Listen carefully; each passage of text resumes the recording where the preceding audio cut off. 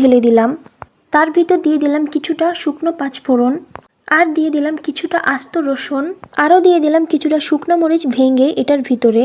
সব কিছু দেওয়া শেষ, এবার এটা একটু হালকা ভাজা দেব। আরও দিয়ে দিলাম তেজপাতা, আর এটা হালকা হালকা ভাজা ভাজা হইতেছে, এর জন্য একটু ফেনা ফেনা উঠতেছে। আর আমার হালকা হালকা ভাজা শেষ, বেশি ভাজলে এটা তিতা তিতা লাগবে, তাই আমি হালকা ভাজার উপরে এটার ভিতরে দিয়ে দিব এখন আদা রসুন বাটা, আরও দিয়ে দেব জিরা বাটা। আর এখন এটা ভালো মতো একটু কষাতে হবে যাতে ঘ্রাণটা একটু ছড়ায়।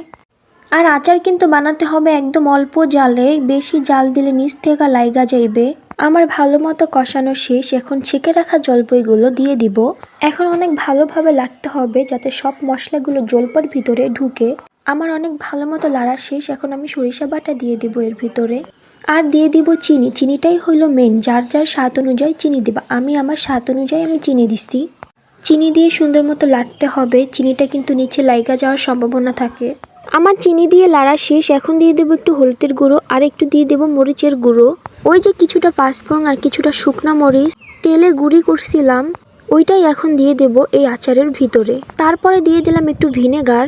আর আচারের ভিতরে কির জন্য ভিনেগার দেয় তা আমরা কম বেশি সবাই জানি, যারা না জানো তাদেরকে আবারও বলি, ভিনেগারটা দেওয়ার কারণে আচারটা ভালো থাকে।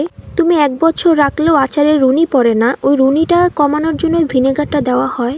আর এদিকে আমার আচার প্রায় হয়ে গেছে। আচারটা লাড়ছি যখন তখন একটু একটু ভেঙে ভেঙে দিছিলাম, কারণ আচারের ভিতরটা একটু ভাঙা ভাঙা হইলে মজা লাগে। আর আমার আচারটা হয়ে গেছে তাই চুলা থেকে নামিয়ে রেখেছি। আর গরম গরম কেউ বাটায় ভরবা না, তাহলে আচারটা গ্যাস হইয়া যাইবে। আমার আচারটা জুড়ানোর পর আম্মু একটা কৌটা দিল, তারপর আমি কৌটাটাই ভালো মতো ভইরা রাখলাম। আর এই হলো আমার আচারের ফাইনাল লুক।